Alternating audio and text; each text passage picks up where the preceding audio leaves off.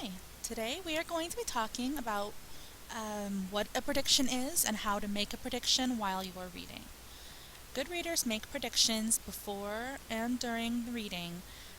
It helps them focus on the details of the story and anticipate what they're supposed to understand from the story. You can do this with fiction or nonfiction. Today we're going to practice with some fiction. Okay. First of all, let's talk about what a good prediction or bad prediction is. Basically, a good prediction, has to be based on clues from the text. Okay? So a bad example is not based on clues, it's just based on a guess, really. So let's just give the topic of what we're going to do in school today. Okay? If I ask someone to make a prediction about what's going to happen in school, if they wanted to give me a bad prediction, they might say this. We are going to hide in the closet from gun-toting aliens. Alright. What clues do we have from that? Well, we don't really. We don't have any evidence at this point that we're going to have to hide from some aliens. And also, we have opposite clues because my closet is a big ol' mess and we're not all fitting in there. So, at the end of the day, you had to do a confirmation. Well, if this didn't happen, which I'm sure it won't, we would have to say something like, we learned about prediction in class, but we didn't see any aliens in the flesh. Maybe you'll see some in science class, I don't know. But, okay. A good example, a prediction based on clues, it might not be as fun as the idea of the aliens, but one prediction we can make is we are going to use a pencil in class today. What clues do you have for that? Well, most students write with pencils. We write nearly every day. Okay, those are a few clues based on my experience of what we do in class. We write nearly every day. Most kids like to write with pencil. At the end of the day, let's say today's over. Okay, we're going to try and confirm whether our prediction was correct or not. Well, if it was correct, you could say, I used a pencil to take notes. But maybe it's wrong. Maybe your prediction wasn't right. Let's say maybe today I used a highlighter to write all my assignments. Now that would be ridiculous. You know, I can't read yellow highlighter, and kids actually try to write in highlighter more often than you'd think. But the prediction over here, we're going to write in pencil, is still a good prediction, even if it's wrong. The reason it's a good prediction is because it's based on clues. If you do not have good clues to back up your prediction, then you are not making a good prediction. Okay? I don't know why this says Harry the Dirty Dog. I was going to show you a different video, but it didn't work out correctly, so we are actually going to be reading Curious George Takes a Trip. Okay. Now, I have not read Curious George since I was a little girl, but I'm going to go ahead and just make a prediction based on what I know of Curious George, and I'm going to say that Curious George is going to get into trouble. Okay? That is my prediction. It's just based on what I know. Well, I don't have to write based. It's based on what I know about the character of Curious George. He always gets curious and he goes someplace, and then the man in the yellow hat has to chase him around. So from reading other stories about George, man, I cannot type today. I know that George is likely to run off, and the man in the yellow hat will have to save him. That's just what most of them are about. Okay? Let's see. We can't do confirmation because we haven't read anything about the book. So let's just go ahead to the story. So, Curious George takes a trip. It's going to read for us. If you have a hard time hearing it, you might need to turn the volume up while it's reading.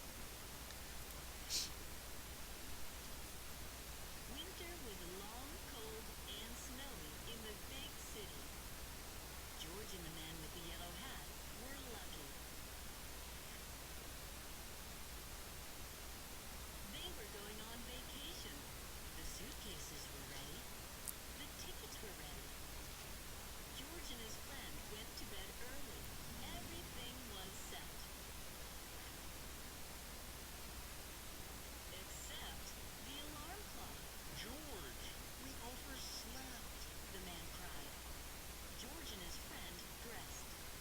They dashed off to the airport. Hawaii, here we come. The man said. George was excited.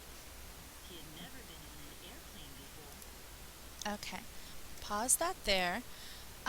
So far, George hasn't started any trouble, but there is a problem already. They are running late because they did not set the alarm clock. Okay, now, my prediction is that because they're late, they're going to miss their plane.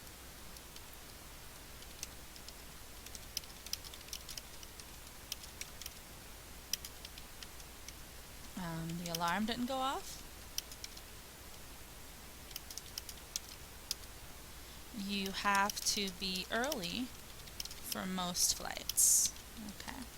So the alarm didn't go off, and you have to be early for flights. Those are my clues that make me think they're going to miss their plane. Okay. Let's keep on reading or listening.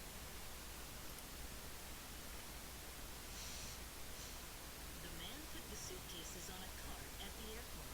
This will make them easier to carry. He said. They rushed to check in. George climbed on top of the cart to see over the ticket counter. Here is a gift for you, the ticket clerk said. She gave George a toy plane. His first airplane. George liked the airport already. He flew his plane. It landed on a red suitcase. Okay. Well, I think he's going to lose his toy. George will lose his toy. Now, I think that because, look, this lady with the yellow coat, I feel like that's her suitcase. Why is she there next to that suitcase? She hasn't been in the story yet. So I think she must be the owner of the suitcase. Okay? The woman, yellow jacket, probably owns the suitcase. Also, it says what it says. It landed on the suitcase.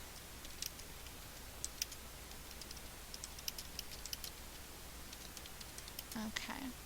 Now, they are going to miss their plane. I don't think that they did. No one said anything to him yet.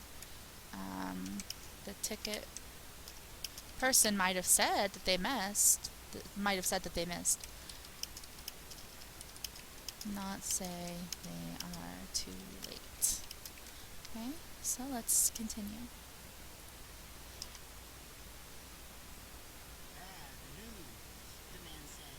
Our plane is late because of a big storm.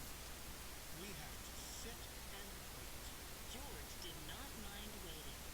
He had a brand new toy. But when George looked, the toy was gone. The suitcase was gone. Uh-oh. Okay. Well, okay, it didn't say they're late because they didn't miss their plane because the plane was delayed. The plane was delayed because of weather. Alright, now, while he was waiting, he looked up and saw that the toy was gone. Okay. Now, I think he's waiting there, bored. He's probably gonna go look for that plane and get in trouble.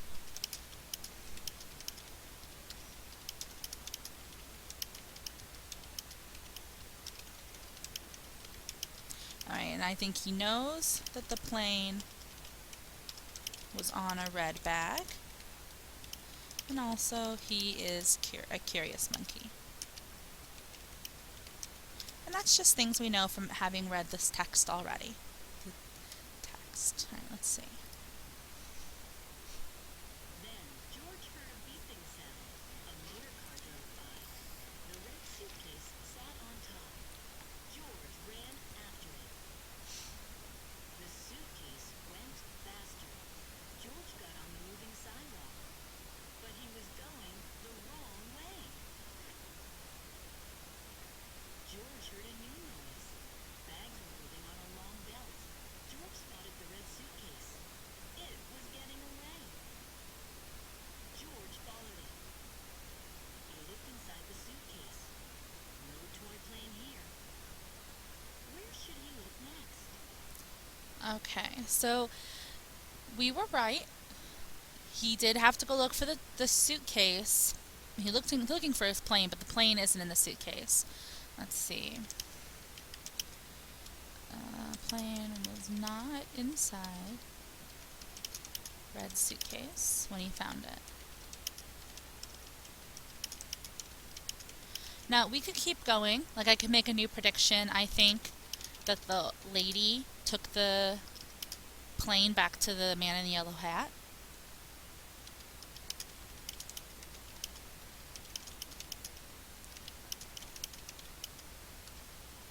Okay. I can make that prediction. I think that because she saw the plane land on her bag.